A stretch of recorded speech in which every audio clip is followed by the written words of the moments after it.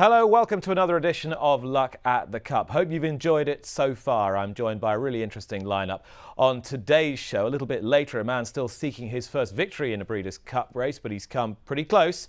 He's Simon Callaghan, and a man who has really struck gold as agent to a man who does a lot of riding for Simon Callaghan and who has had a marquee year. Flavien Prat's agent, Derek Lawson, he'll be along later, and I can promise you plenty of laughs with him.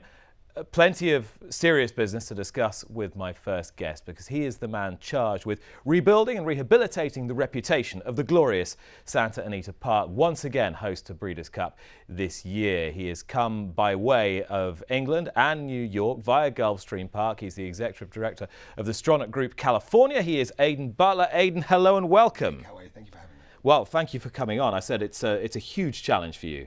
This place. It's one of the world's most beautiful racecourses, but the eyes of the world have been on it the last year. How have you found the challenge so far? Well, it's a big responsibility, but it's also a great responsibility. Santa Anita, as you quite rightly said, is such an important racetrack for not only the US or California, but for the world. I mean, the great race places it's known, has hosted some of the marquee races throughout time. The challenges that I'm now facing, I wouldn't be doing it if I didn't think they were solvable. The team on the ground here is amazing. The ability to refocus is what's needed, and I'm giving it my very best shot to do so. I mean, you look out from your office on the second floor Right over the here, track, yeah. right over the track, and you look at that and you think, I've got an awesome responsibility, because this place mustn't become a parking lot. This place mustn't go, because it's such a beautiful, iconic sporting venue. I guess it's such a huge responsibility that humans are different. Some people like less, some people like more. I'm the sort of person that, without that enormous feeling of, don't screw this up, you could become complacent. It's so important to get this right that I am hyper-focused and hyper-vigilant of everything, to the point where I'm a little over-vigilant. There have been times where I've jumped on the radio and said, what the hell is that guy doing on the track? And it's like, well, man, it's actually one of the assistant starters. Oh, sorry. So you do get yourself a little bit, a little carried away, but it's what's needed, Nick. The whole focus of what I'm doing now is, horse rider safety first, without any thought to anything else, really. There are going to be criticisms of, you could do better things here, you could do better things there. My belief is, without that core focus and without that being done right, we're not going to be the industry we once were. So it's really imperative to me to get that done right. So in terms of ensuring that horses and riders are as safe as possible now at Santa Anita, how can you reassure the horsemen and the public, most importantly? Well, we'll start with the public. The reforms that have been introduced, that we led the way in, unfortunately were done during a time of crisis. So as we started to roll things out, there was maybe not the belief that it was being done for all the right reasons. You're just trying to move the ball. But as we stuck to our guns and started to push, people started to see really good change. And the process and protocols we put in place here were adopted California-wide, which obviously having having Golden Gate is very important. But then as Del Mar season rolled around, you saw something that hasn't happened in the US for many, many, many moons, and if in fact, to my recollection, probably never, which is a fully safe race meet where no horses got injured during the races. That to me is really now giving me something to kind of bite onto, knowing it's doable, knowing that having a fatality-free race meet has happened. So we've taken the mantle back, and we're going to keep pushing forward. And do you think that happened at Del Mar because they'd adopted some of the policies that you'd put into place? Without a doubt. I mean, if you just look at data, something changed, and adoption of new process and protocol, hypervigilance of everybody from the horsemen themselves, and I can't stress enough that this is not a one-way street. This is you need a partnership here, and the partnership always between the track and the horseman is paramount. And the horsemen, like I was saying, 99.99% of the horsemen have jumped on board with this, have actually brought stuff to the table of ways to improve it. And I truly think we're seeing reaping the rewards of that at the moment. But really don't want to talk too soon. But if effort and thought and real expertise that we're bringing to bear carries any weight in life, this is gonna carry on going better every year in every meet. So what is the most important consideration to take into account? Is it medication? Is it the maintenance of the track? Is it ensuring that each and every horse is sound and fit to run? So I would start with the latter one first. Every horse needs to be sound and fit to run, and how we look at that, be it from just keeping an eye on horses in the morning. We've got far more vigilance on the track, far more veterinarians looking at things. The panel that was introduced actually by Governor Newsom to really troll through PPs and look at what's been going on. One thing I found that was super frustrating, and it happened during the last meet, we did a lot of stuff that we really felt good about, and then a horse would get injured, and we were, what? Go back and look on what happened. And then it was a horrible feeling of there was a slight aspect of a Monday morning quarterback. Wow, you do realise that a few races ago, maybe, he was dropped down in a claiming race, he was dropped down. And so you start to get super frustrated because everybody's so smart after the fact.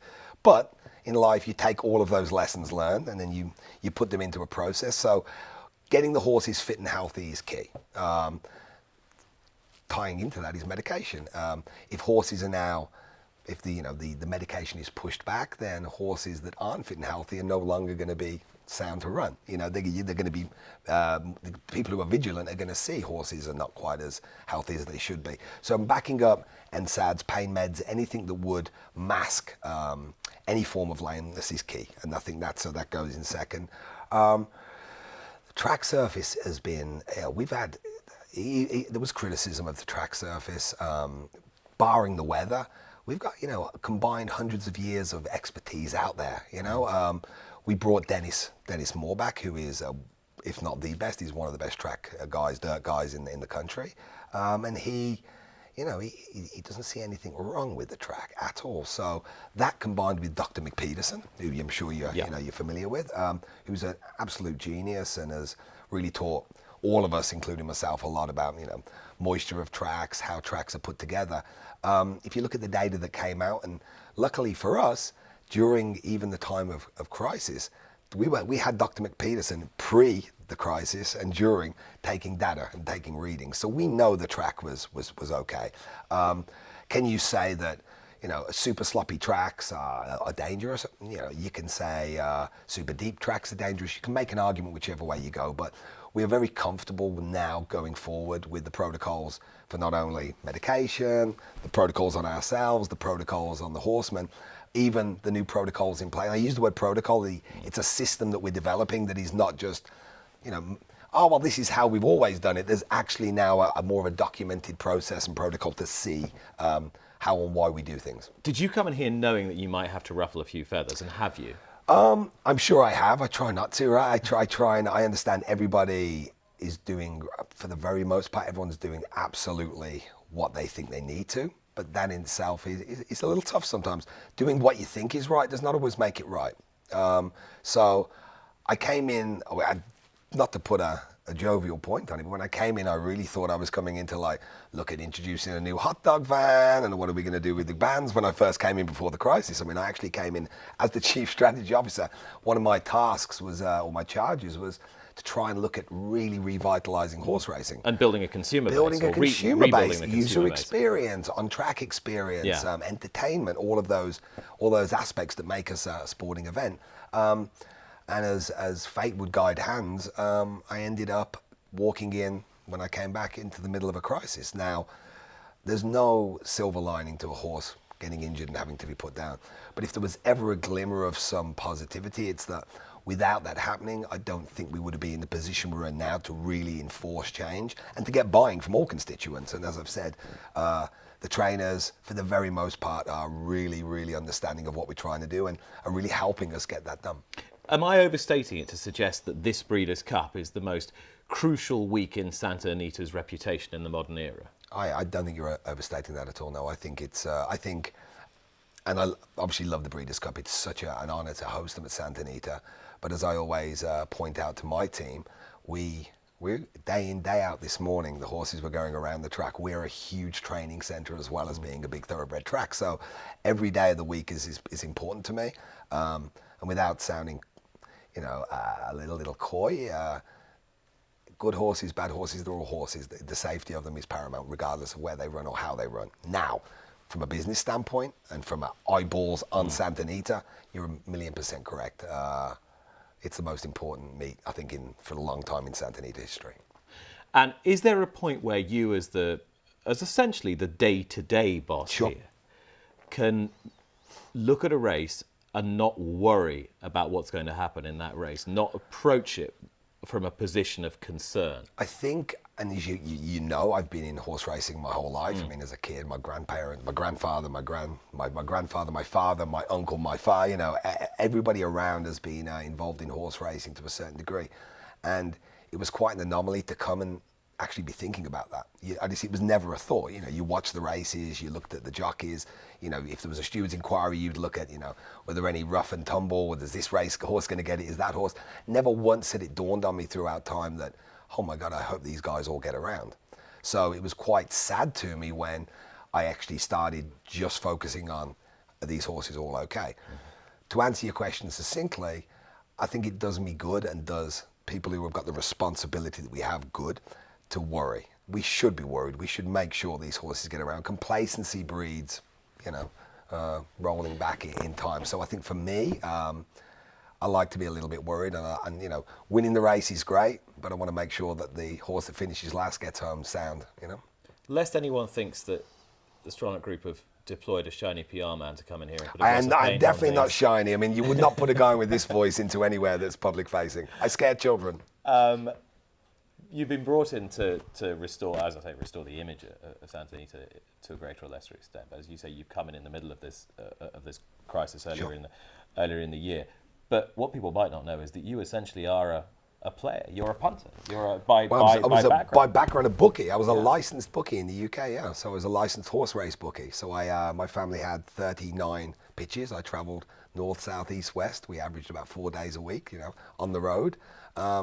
So yeah, it's there's been a couple of people who've said, "Oh, so you've never run a racetrack?" I'm like, but I know that the engine that powers horse racing here, I know it cold, which is gambling. You've got the thud of your hooves in your veins. Absolutely. You know what it matters to. Absolutely, yeah. So, finally for the moment, before we move on and welcome our other guests, we can talk about this a little bit later on. But do you understand the need to, at the same time as doing the job of making sure all the horses and jockeys are safe, to promote the sport as a legitimate gambling sport? Absolutely. And to push back against the sort of neo-puritanical wave that's sort of sweeping all our Absolutely. And one of the charges when I first joined was, and I guess one of the reasons I was hired was because of my expertise with fixed odds and knowing that the US market is moving towards a more fixed odds, or rather the general public understanding fixed odds better in the US market.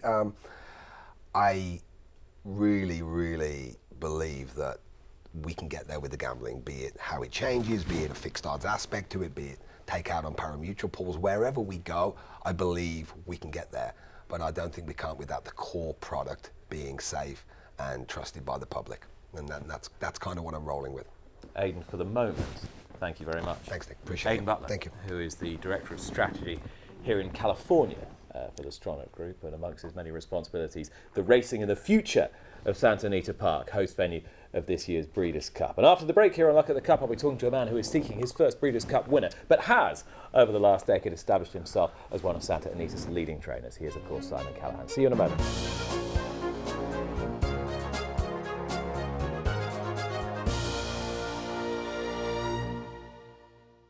Well, welcome back to this edition of Luck at the Cup. I'm very anxious that this doesn't become an all-English production for obvious reasons. I mean, here we are in California ahead of the Breeders' Cup here at Santa Anita Park, but it is threatening to get that way because my next guest is an Englishman abroad. He has been, however, for a decade, one of the more successful trainers here in California. Multiple Grade 1 winning trainer, made an instant impression. It's an impression that has continued. He's gone from strength to strength each year. At the moment, his flag bearer is Bellafina, but he's got a bunch of exciting 2-year-olds as well. He is, of course, Simon Callaghan. Simon, how are you? Great, thanks for having me. Not at all, welcome. And you're alongside a fellow Brit, already giving him a hard time about making sure that the grass in your barn is mowed correctly, etc. How's he getting on in the role here at Santa Anita? No, he's doing great. Hasn't done very good with my grass, but apart from that, no, he's doing a really good job. Because it's a huge job. It's a very important job at a very important time. And you've come to love this place like it is home. Yeah, absolutely. I mean, California is my home now, and I think racing thriving here is very important for myself, but for everyone around us. Can you remember when you first came here and what you thought?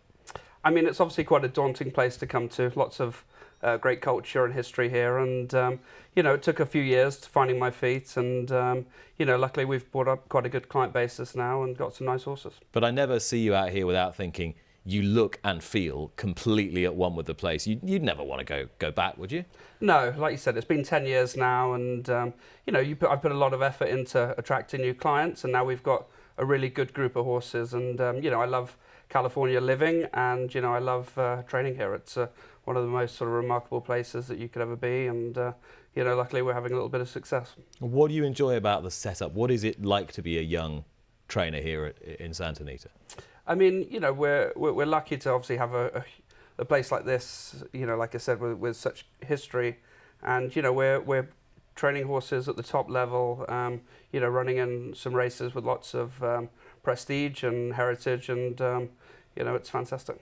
And do you ever think, yes, I've broken through, I've made it, I've got to sort of where I want to be, or do you wake up in the morning thinking, when am I going to get found out? What's your mentality?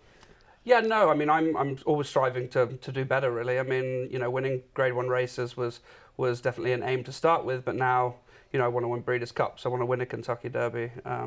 You know, we've come close, and you know, it's something that I really want. So, I was talking in the last edition with Richard Mandela, and he was saying that he had those 4 winners on one day at the Breeders' Cup, and he felt that each of the 4 horses had been forgotten because of his personal achievement. Your achievement, finishing a very close second in the Kentucky Derby, dare I say it, was somewhat forgotten because of who the winner of that Kentucky Derby happened to be and what he went on to do. It was 2015, of course, and it was the year of the Great Pharaoh. Yeah, that's right. I mean, what a year to get a really good horse and come against American Pharaoh, who obviously went on to win a Triple Crown. But, you know, it's you know, looking back, you know, maybe I just wasn't ready for it at the time. And, you know, we had a great horse that nearly did it. And it, you know, really makes me, you know, want to try and go one better. So, you know, fingers crossed that can happen in the future. I mean, we're here essentially to talk about Breeders' Cup and its implications on the sport, but everybody knows the Kentucky Derby is the biggest race in the American racing calendar. It's one of the biggest races in the world. What was that like for you, the walkover from the barn to the track with your horse and the whole experience of running such a huge race? It's a crazy experience. I mean, the walkover, the atmosphere is something, I mean, just that you'll never experience. And comparing it to a, you know, British race course, it's so different. I mean, just the atmosphere is electric. It's you know, what I would imagine it would feel walking out, you know, for a Super Bowl final as one of the players. It's just a electrifying experience, and you know, one that hopefully we can do again. And it's still that idea, isn't it? If you're a top trainer or any trainer in this country, it's if you've got a horse with half a chance of making the Derby Trail, that's where it's going to go. Yeah, that's right. I mean, it's definitely the pinnacle of, you know, what we do every morning. I mean, all the hard work that, you know, that we and all of our team put in is to get to those sort of races. And like you said, just look at it this year, it was won by a huge long shot that, you know, a lot of people didn't think was good enough to win. And, you know, other years it's gone to, you know, great horses like American Pharaoh. So, no, it's something that's so important. And what about the Breeders' Cup? I sort of rather cruelly introduced you as having not won a Breeders' Cup race, but then so many trainers who have won so many Grade 1s have been introduced thus down the years. Think of John Sadler last year when he finally got his Breeders' Cup win in the Classic. At what point does it start to bother you? You know, we've sort of come close.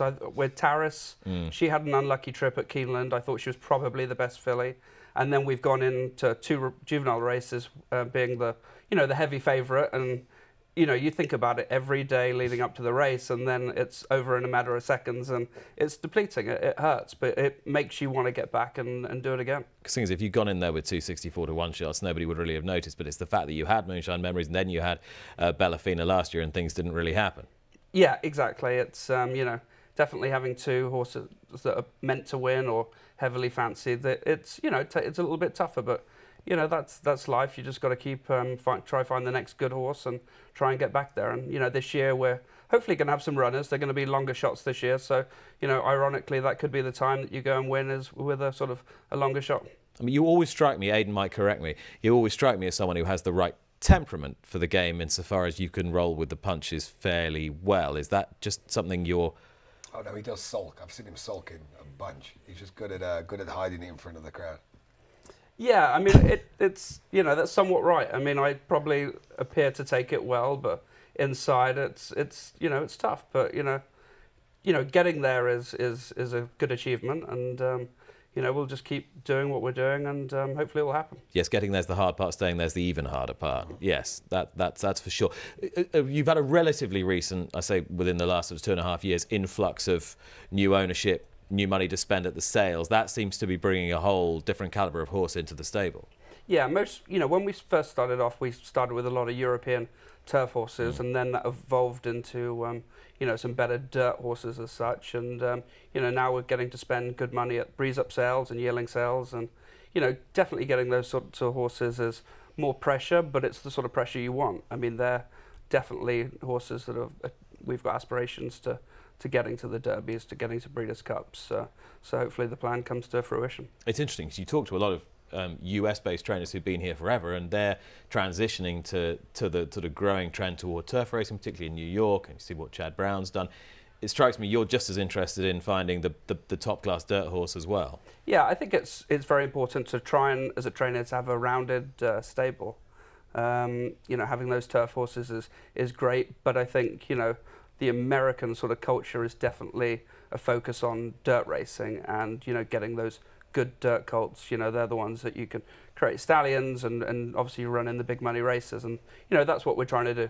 It's worth touching on this with you because so much has been talked about tracks, track maintenance, whether it's right to have the dirt go back to synthetic surfaces, how much turf racing you should have. What's your sort of global strategy here now? It's a interesting one. Being from England, obviously all I knew and all I really know is turf racing. I understand, and I'm starting to get the allure of dirt racing. How the program evolves, I think more turf, wider turf courses are good. I don't see dirt racing going away anytime soon. I would love the option of having a synthetic track as well. So having three? Having three, would love it. It would be a great one. There are a couple of tracks out there that have done a great job with that. But you can't, the culture of American racing is dirt racing. The way it's set up is for dirt horses. Does turf racing keep evolving and getting more and more? I think so. I think, you know, the gamblers love it. You know, the fields seem to finish a lot closer. But I think, you know, we're going to keep an eye on it, and as things go, hopefully keep introducing more turf racing and maybe see it reprogramming the track at some point and seeing if we can't get some wider turf courses out there. So embrace it all. Is that something you'd favour? Yeah, no, for sure. I think a synthetic would bring, you know, some dirt and turf horses, you know, together collectively. And, you know, I think it would bring a great product for, you know, for the spectators, for the gamblers. And, you know, I would be very pro it. I mean, obviously there's, during the winter we get a fair bit of rain here. And, you know, I think a synthetic track would be a really good alternative. It's amazing to say in the winter we get a fair bit of rain here, something you'd never have heard anybody say 2, 3, 4 years ago. It was, no one told me that when I came here. Well, this is not it. the sales pitch. Yeah. And the climate is changing everywhere, and here's no exception. You suddenly get a load of rain that you weren't expecting. That's right, and it obviously affected a lot of things. So I think down the road having a synthetic, I think that would be a very interesting concept. So is this going to be the year? Is this going to be the year of Simon Callaghan at the Breeders' Cup? Well, we're going to have some longer shots on paper. I think we've got the chance of 2-3 runners at the Breeders' Cup. So, let's hope so. If it's not this year, hopefully it's, pretty soon. But it would be fantastic to do it here at Santa Anita. And to what extent do you say that there's a significant home court advantage? If you're a Santa Anita-based trainer and the Breeders' Cup is here, is it a massive advantage? I would say it's a slight advantage. I mean, I wouldn't say it's a massive advantage. I mean, having the horses trained at the track is, we haven't got to do the travelling, etc. But it's a slight edge. But I wouldn't think it's, something that's huge. Yeah, because you would have enough context because you're taking horses outside your home state all the time and running them in Kentucky and New York and so on and so forth. And you don't notice any obvious diminution in their performance if you do that? No, not really. I mean, I think, we've got the shipping technique down pretty well, as a lot of people have. Coming in quite close to the race seems to work. Some people like to work over the track, but I think you're splitting hairs. I really don't think it's a huge disadvantage or advantage. I just got to ask you, when you came here and started watching people train and started watching people work and see how things were done, who did you look at and think, yeah, they've got this right. They know what they're doing. This is the perfect combination of getting horses ready and also bringing a horse's career forward in the right way. I mean, when I first came to America a long time ago, I worked for Todd Pletcher, so that was obviously a really good, grounding. Got to see, how one of the top trainers in the country runs a huge operation and does it really successfully. As regards to here, I mean, of course, you look at the likes of Richard Mandela. I mean, they're the sort of the class trainers, and Bob Baffert, and you look up to a lot of people, and you can see why their stables are so successful. And what do you think is the key? I think just it's a lot of hard work, and at the end of the day, it's getting a good horse. That's what you need, and I think no trainer around can win top races unless they've got the horse, and then you've just got to have a lot of attention to detail, and just do the best you can. You've got to have the charm, haven't you, Aidan? You've got to have the charm to get the owners You've as got well. to get the owners in as well, which is why I'd be no good as a trainer. I suspect he might be able to turn his hand to it, okay. Yeah. Simon, for the moment, thank you very much indeed. And after the break, we will be joined by a man who Simon knows very well and has done him a good few favours as well, because he's the agent to the man who rides for him. Flavien Prat's agent, Derek Lawson, will be joining us on the sofa in a few moments' time.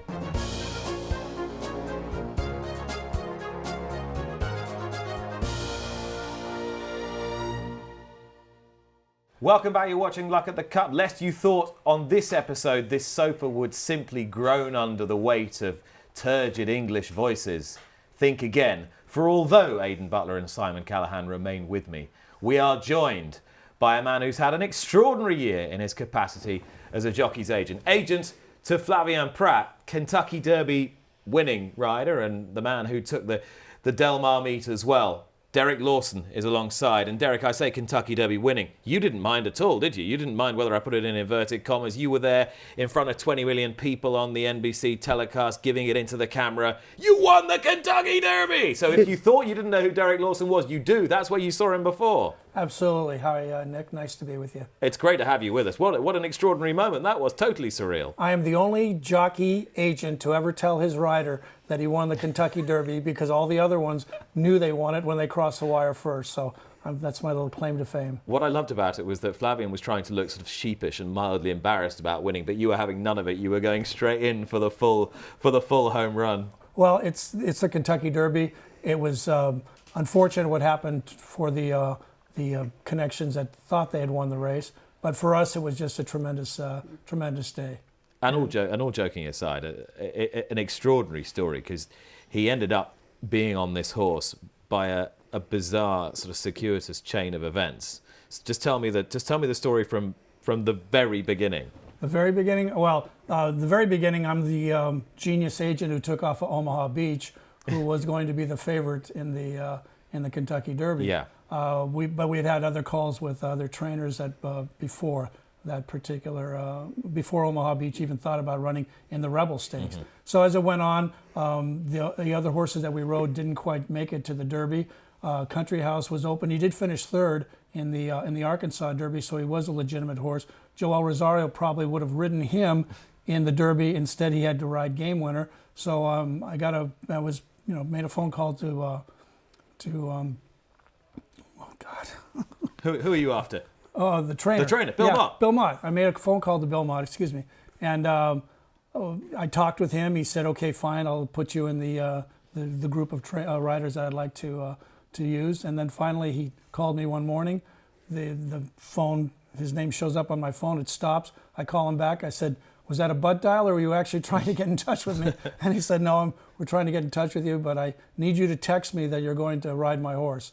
So I did. I texted him back that we would ride Country House in the Derby, and that's how we ended up getting on Country House. I had two other horses that I could have possibly ridden that were left over, and Flavien had just left it up to me. He was so exasperated as far as not being able to be on Omaha Beach that he said, oh, you just go ahead and pick it out. And then when Omaha Beach scratches, he's on an airplane flying to Kentucky. He was smiling when he got off that plane. He was, because it was just was a simple fact that a load had come off. Because we had thought that we were on the favorite in the Oaks with Bellafina for Simon Callaghan, and so we thought, well, that was our big moment to win. And then obviously that didn't happen. Country House was kind of a second afterthought, but the irony is I'm watching him on my glasses coming down the lane, and he's making a great move on the outside.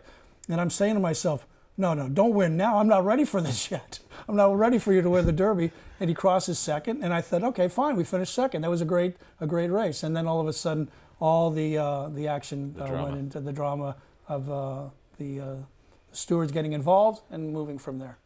Because here in the States, what always I'm intrigued by is that relationship between a jockey and the agent. Because obviously back home I'm used to an agent having a ton of jockeys and it not being that kind of unique synchronicity between the two of you. Right. You really sort of in your head ride every single race with these guys. Oh, absolutely. And I have only one rider, which is Flavien, and we communicate every day in the morning when he gets started. I let him know who his workers are. Then after the workers, he goes home, has breakfast, and comes back to the races. I watch every single one of his races when I can in person, unless he's traveling. And then after the races, he and I, we walk out to the car and we talk about what we did that day. And some days it's a great conversation, and other days it's a little terse. But most of the time, we're always having a real positive outcome. And if you're delivering winners and prize money, then he's going to be happy with you. How did it all start? How did the relationship start? I first met him when he was 17, when he came over to the United States just to get on horses in the morning for Leonard Powell. Then I obviously speak French, so I was able to communicate with him. But he wasn't thinking about coming to the United States at all. But the way he came here is that Andre Fabre, he was the number 2 rider for the Wildesteins. No, the Wertheimers. The Wertheimers, yeah. The Wertheimers. Mm-hmm. So he's number 2 rider for the Wertheimers, and they fire Olivier Pellier. Well, instead of putting him into the number 1 position, they moved Maxime Guillon, who was with Juddmonte, into the number 1 job and told Flavien that he could stay as the number 2 rider. Well, I'm on the phone with him, and I'm telling him, there's absolutely no way you have to stay in France and be number 2. Come to the United States, and I will make you the number 1 rider out here on the West Coast. But you just have to believe that I can do it, and just talk to your family, talk to your parents, and see if they'll let you to do it. So he said yes. I got him his P1 visa, but there was a little bit of a catch to that because I needed to get a P1 visa for his girlfriend, otherwise he wasn't going to come. So I contacted my attorney. We worked out a great deal, and I ended up getting both of them their visa. They both came to the United States, and then this is our 5th year together. And every year it's gotten better and better, and obviously 2019 has been our best year. All right, I'm going to ask you something. When you rang him and said, I can make you the leading jockey on the West Coast, did you really believe it? Yes, absolutely. I thought when I watched him ride here, because he had ridden here previously during the 10 years when he came over for a month or so, I kept telling everybody that would listen to me, I kept telling them, this is one of the finest riders I've ever seen. And I've been watching riders all the way, and French riders all the way back to when I was working with Eric Saint Martin, who was the son of Yves Saint Martin when he first came over. And I kept telling everybody, this is one of the best riders I've ever seen. And so I had no doubt about it whatsoever. I just had to convince a lot of people. And now I have to convince someone. They get mad when they can't get him, but that's the part of the game. It's just. But I really felt that he could be one of the top riders. And now I feel that he's good enough to possibly, after a long tenure, make it to the Hall of Fame here in the United States. One man who's going to agree with you is sitting on your left, because Flavien's essentially your stable rider, Simon. You use him whenever you can on all the good horses. So Derek's faith has been pretty well rewarded and well justified. Yeah, very much so. He's our sort of go-to man for, like you said, all of our top horses. And luckily, 9 times out of 10, Derek commits and rides for us. So who found whom, if you like, in your relationship with Flavien? I mean, I always was watching out for a young rider that could, make that step up. And, Flavien, very quickly, it became very obvious that he was a little bit different from the rest of the riders. And, he's one of those riders that can, win a race that he shouldn't. And I think that's the sort of sign of a special jockey. So was Simon easy to win over? Absolutely, without a problem. In fact, it was fun to be able to, because when I spoke with Flavien about saying, I think we have a shot to ride for Simon Callaghan, and I have a feeling that this trainer is going to be getting some really quality stock over the next few years. Because again, you're around here all the time, you're watching how different trainers rise and how different trainers fall off. So my job is to try and hit when the trainers are doing well and then ride for them. But with Simon, it's always been really positive, because he's had he's just felt that Flavien is the rider that he wants to use on most of his good horses, and it's not difficult for me to say yes. Loyalty is an interesting concept here, because jockeys are taken off horses, put on horses all the time, and people don't tend to make such a fuss of it as they would do in other parts of the world where it's expected that jockey A will ride horse B in race C. Right. How do you deal with that as an agent?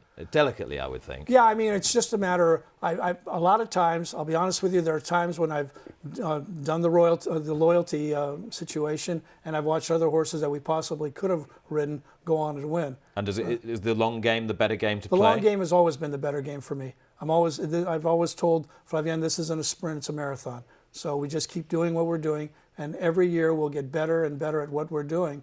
And I, as an agent, have gotten better, and Flavien, as a rider, has gotten, he's at the top of his game right now. So. And we're talking serious money as well. When these guys get to the top level, the effect on you and your life is going to be potentially huge. Well, I've gone from a pauper to a very, well, not wealthy, but a very comfortable individual now, because Flavien pays me quite well. And the way you break it down is you can take the total amount of money earned, then the jockey basically makes 8% of what that amount is. So it's been, for us, it's been an earnings of well over $1 million the last 4 years. Mm-hmm.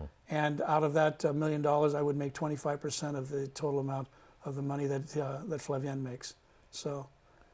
But it's good. It's real good. You're making a massive emotional investment and a big sort of personal and financial investment in one man's talent. In one man's talent. So for us, it's always important that he stays healthy, because if he gets injured like he did when he first came here, there's no money coming in. The money stops.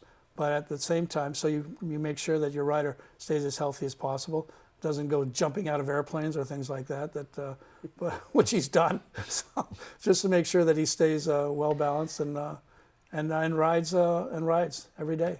I mean, not every trainer would have the luxury really of knowing that they're going to get a top rider every time, even if they're doing well and having runners in Grade 1 races. Yeah, that's right. I mean, obviously it's gives the owners a lot of confidence when you can put a leading rider on, such as Flavien. So the fact that he's lucky enough to ride for us, quite often is nice. So. How does Derek do you think? Yeah. Is he mainly good to you? Yeah, no, I mean, look, there's obviously times that Derek's got to make a decision, and they're very marginal decisions, and he's got to go with his gut feeling and speak to his rider. Sometimes he's going to be right, sometimes he's going to be wrong, but look, we've struck up a good relationship with some top horses, and hopefully that continues. How are the trainers as a group? Trainers are fine, but I understand when they get upset with me when I can't ride their horses. I understand that, okay? I just have to kind of sometimes massage their egos and tell them, look, we'll get you the next time, or this situation is, and a lot of times we're not 100% perfect.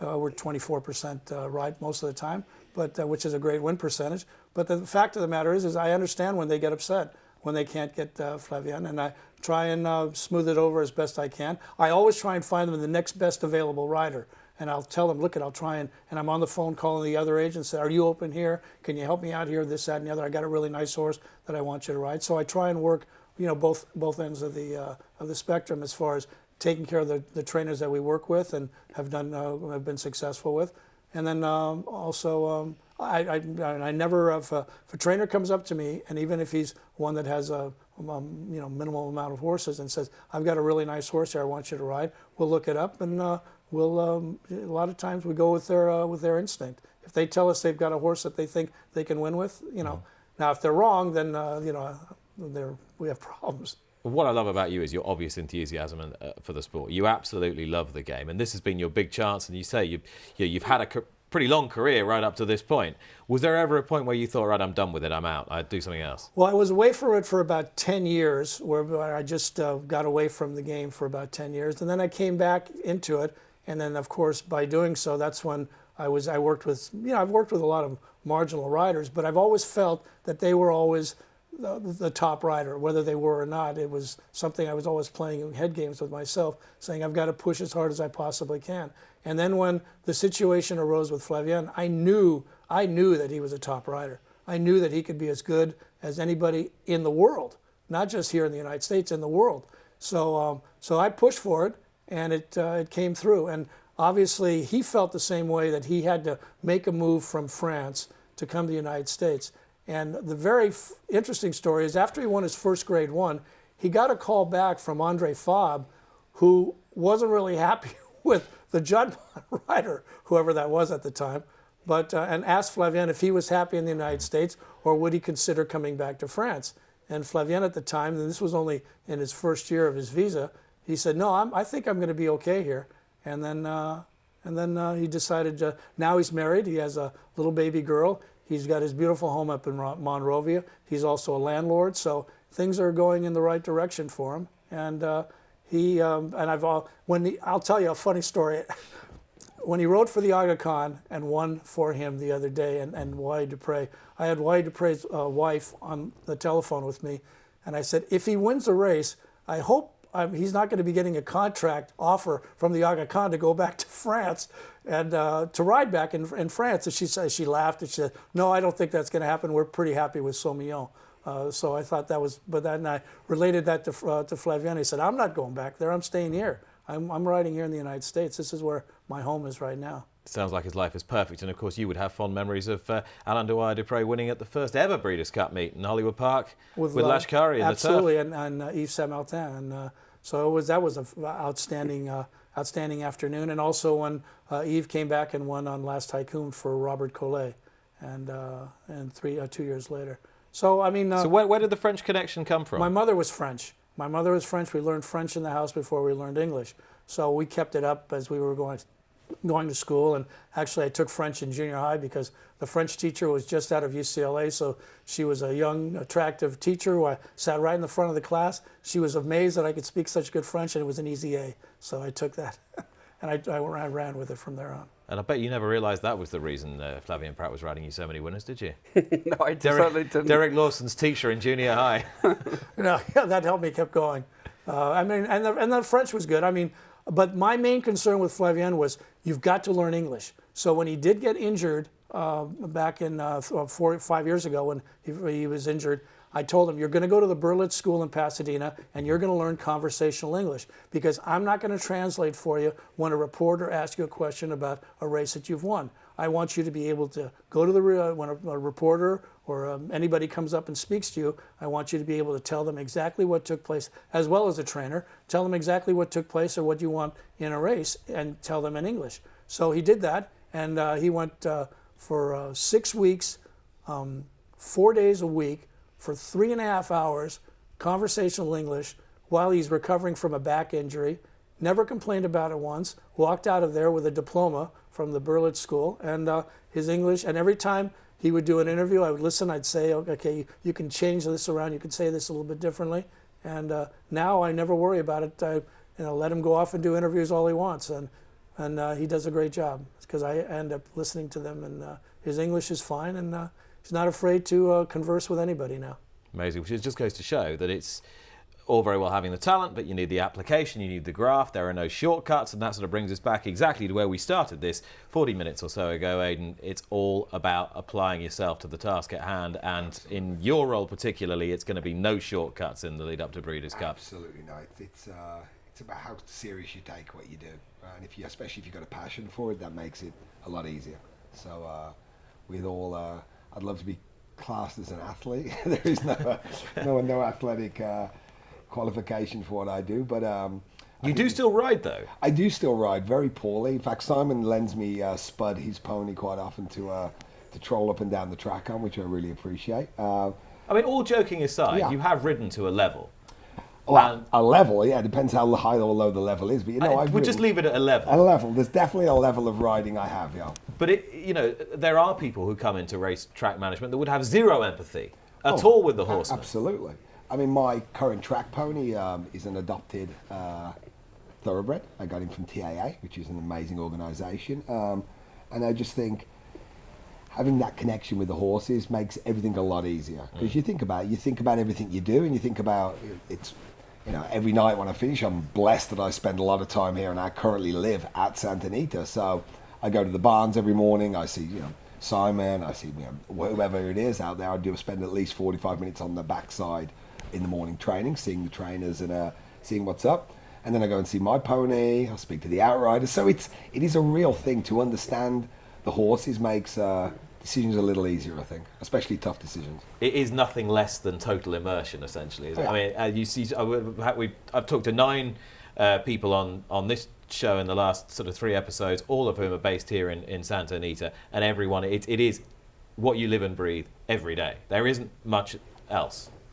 That's right. It becomes, obsession, this game, whether it's, trying to get the top riders, connecting with your clients, it really is 24/7. Well, on that note, I wish you all the very best for the Breeders' Cup this year here at Santa Anita. Aidan, I know it's a huge task for you to make sure this event goes off as you want it to, and I'm sure it will. Thank you very much. Simon, good luck. I hope this is the year you break your Breeders' Cup duck. And Derek, I've no doubt, win, lose or draw, you'll be back here talking to me next year, trying to get your man on some spurious European horse or other. Yes, I hope we'd like to ride it at Royal Ascot. So any of the European trainers that are looking forward to possibly putting Flavian on their horse, we'll be there for him. Whatever it is, he wants to ride it. Doesn't matter. It doesn't and by matter. the way, it's Bill Mott that trained Country House. Yeah, I know. Thank you very much for reminding me, and I appreciate it very much. Thank you very much.